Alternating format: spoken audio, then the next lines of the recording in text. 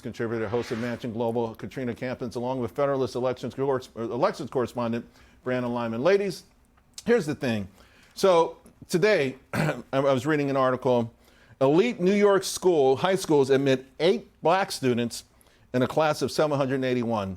What I see is an environment where the left has failed miserably, and they can never accept these sort of failures, and so they keep creating these sort of crazy controversies. Not only do these controversies keep us occupied, but they mitigate what they're the ones who failed, Katrina, in my mind, they're the ones who have failed blacks and Hispanics who voted for decades and kept them in power.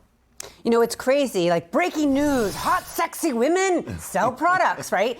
Back in the day, in the 80s and 90s, I grew up with Cindy Crawford, Christy Brinkley, and it worked in ads, you know, being feminine and powerful and strong. Now it almost seems like being a conservative woman is like counterculture. It's like, oh my God, she's a rebel because she's actually embracing her femininity. I thought it's really interesting, though, because this ad is very simple, but yet on a business side, they got 4 billion impressions. Their stock went up 10%, so it's working. So it just proves that we need to get back to the basics, and the left is just creating noise because they don't know what to do with it. I do love the fact that now a lot of young women are seeing women supporting women through this movement. I think it's really interesting, and they're embracing their authentic self. Brianna? Yeah, well, I agree with her. And I think actually tying the elite schools to the Sydney Sweeney ad, look, the left has a really bad habit of filtering everything through a lens of race or ideology. So Sydney Sweeney, race. With the elite private schools, they want to pretend this is about racism.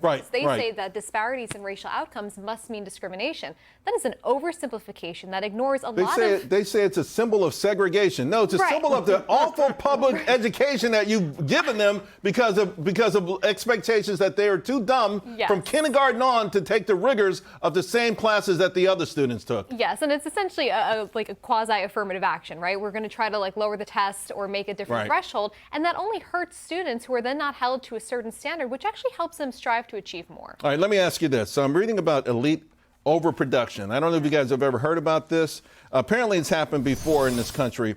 Elite overproduction occurs when society produces too many people who feel entitled to high status and high incomes relative to capacity. So we don't really have the capacity. When they can't get that, at the end of the day, these elites mostly just want to be elite, right? They don't want to do all the work, and then they become frustrated, and they sort of, they say they form alliances with marginalized populations in order to dispose of the existing elites. And the reason I think this is important is this Mamdani phenomenon, and how it's attracted college-educated people. Like, I mean, does this kind of explain that to a degree? I think so. I think nowhere is this more apparent than in Mamdani, because if you look at the voting split, Hispanics and blacks actually voted more for Cuomo, whereas white progressives voted for Mamdani. And they champion socialism not because they reject wealth status. It's because they resent the fact that they have not acquired wealth, and they cloak their resentment in moral outrage. And they pretend, well, we're doing this for the blacks and for the Hispanics. The blacks and Hispanics don't want this. They made it clear when they voted. Right.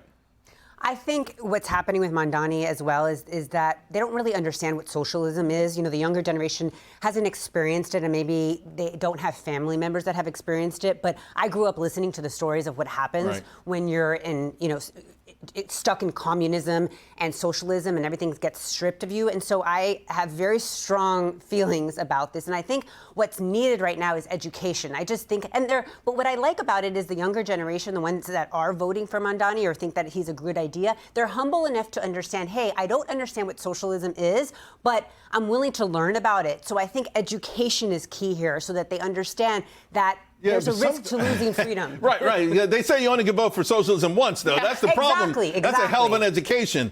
Here's something else that's interesting, though, along the same lines. And this is from Pew. From just 2023 to 2025, the shift in political identification, young people, 18 to 29-year men, plus 44 for Republican. Women, 18 to 29, plus 14 for Republican.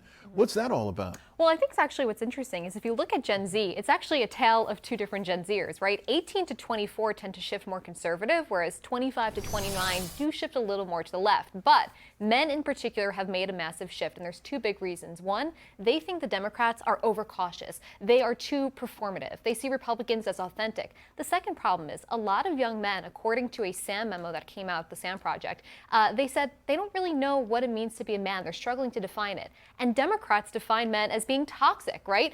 Being a I problem. remember the election. I remember Yes. President Obama chastising men yeah. It's always offensive, whereas Republicans are embracing men and giving them an empowering vision forward.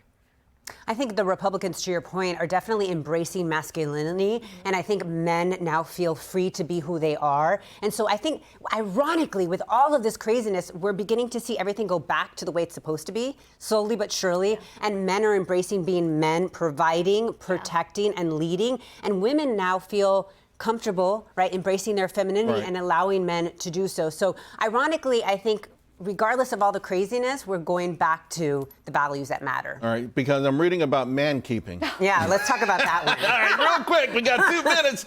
So it's the latest feminist buzzword. It's essentially women are just worried because of the emotional support from men. It's just a burden. It's just too much of a burden. I feel very strongly about this because this is the thing, is I love the idea that a man goes out there, he works hard and he leads a woman, and then he comes back home to a woman, he finds his peace and emotional support. I love that. The problem is that men are taking it, some men are taking it to another degree where they basically are thinking, hey, I need another mother and a therapist and also a sugar mama. Let's face it, they don't want to work. And so that's why we need to bring masculinity back. But the men that work, do they deserve some man keeping? The men that are working. That don't work? That do work. Of course. I'll give you all the love in the world if you work hard and come home. Like, you know? Well, it's like, why else when you get married, you take a vow for sickness and in health, for good and for bad. If your man's having a bad day or is, sick, you're supposed to be there as a partner to help them. And that includes taking on an emotional burden of theirs. Yeah. Amen to that. So I got less than a minute to go. A big question, are we witnessing a marriage comeback? I can't tell you how many people in the last 2 weeks have come in the studio and said, I just got married. Gosh. I thought people were giving up on that. You know what's so interesting about this is my hair and makeup team in Florida. Literally, I'm trying to book them and they're always booked for weddings. And I'm like, why are so many people getting married now? I mean, I guess I've been down that train, so. Yeah, you're like, what the hell? I'm like, why are these people doing this? You just tell them, I'm not going to be man keeping. I'm just letting you know right now. Don't come back here. I think young people, though. Young people, especially young people who are shifting conservative, are embracing that nuclear family because it actually creates a prosperous country. They go hand in hand. And I think it makes sense. And building the family is really the foundation for this country. So on a serious note. Ladies, thank you both very, very much.